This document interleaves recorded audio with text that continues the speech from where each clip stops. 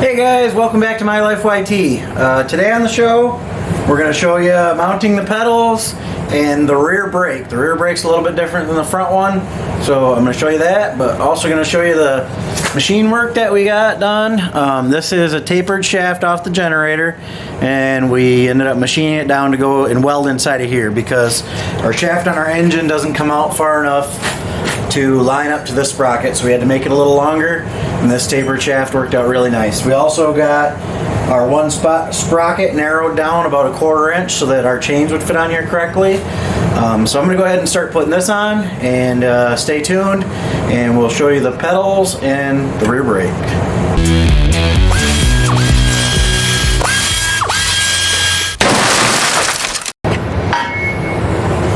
Alright, so here's our battery box. I welded and ground these full corners, and underneath I only welded about half of the corner just because the 45s didn't line up quite right. So turned out pretty good though. So that's going to sit right down here in the corner. I got a piece of board underneath this whole front to keep it level, and I'm going to set it here, and the battery is going to sit in it like this.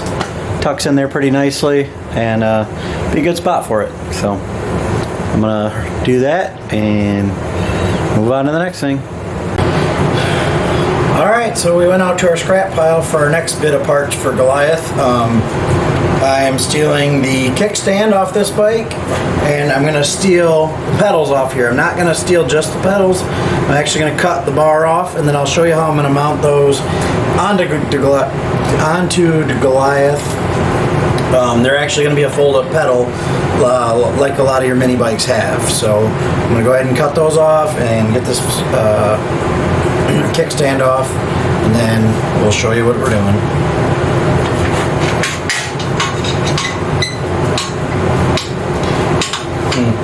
Maybe I'll cut the pedals off first so the kickstand's still on here. That'd make more sense. And then after we steal all these parts off this bike, you're going to be seeing it in an upcoming episode when we'll be building it into something else. So, you know, you'll be seeing this one again.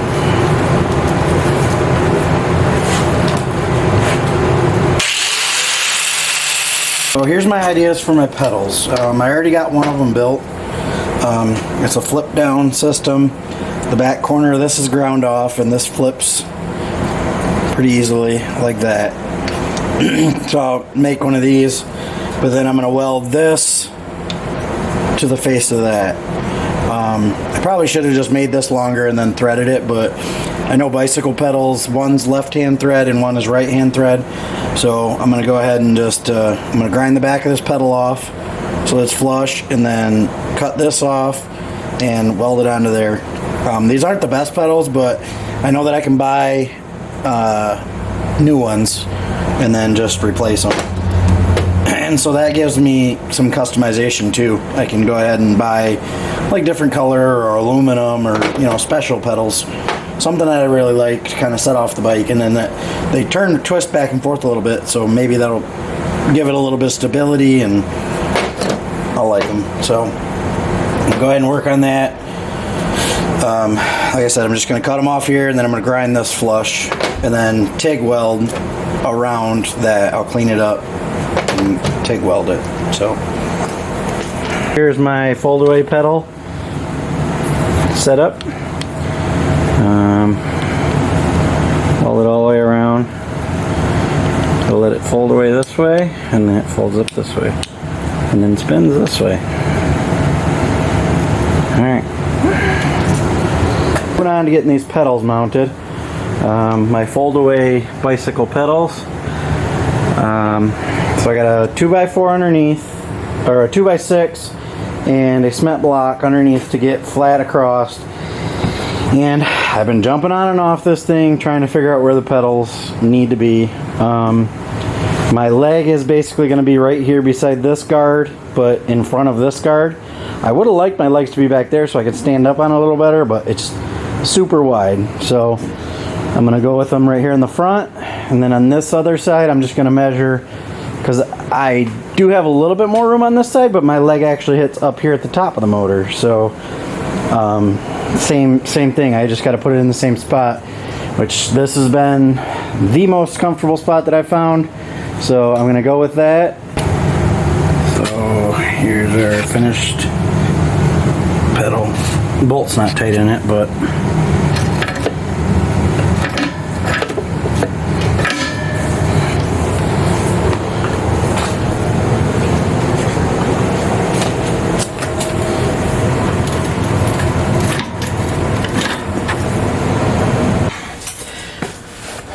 alright, so we're working on the back brake now, and you know, I have the same bracket as the front brake that we made to bolt this caliper on, but on the back we're gonna end up putting shims between the bearing and the bearing pad to tighten the chain, and so the back axle is going to be able to move a little bit this way.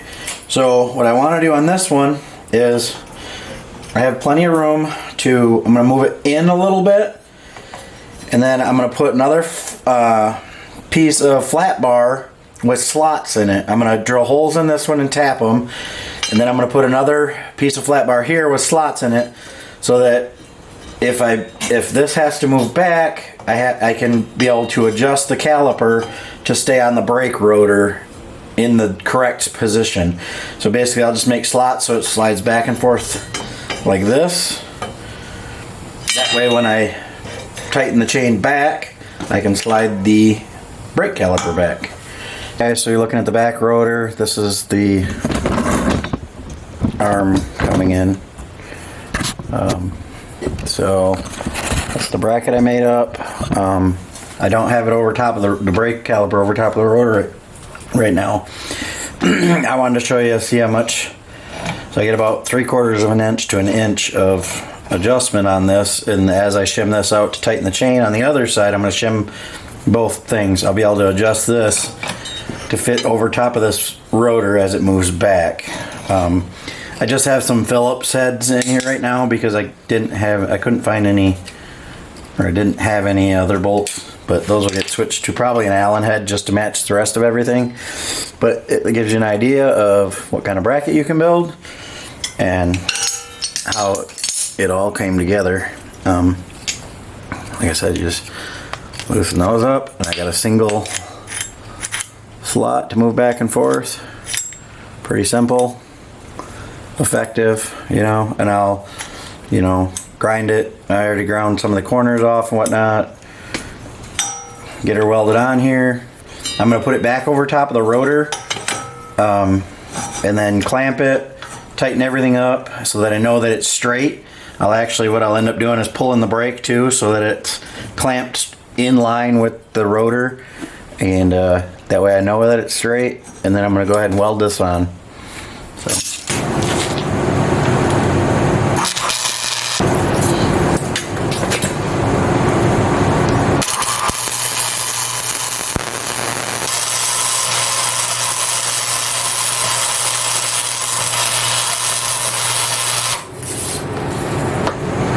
Not bad looking, and you know, nice little bracket back there.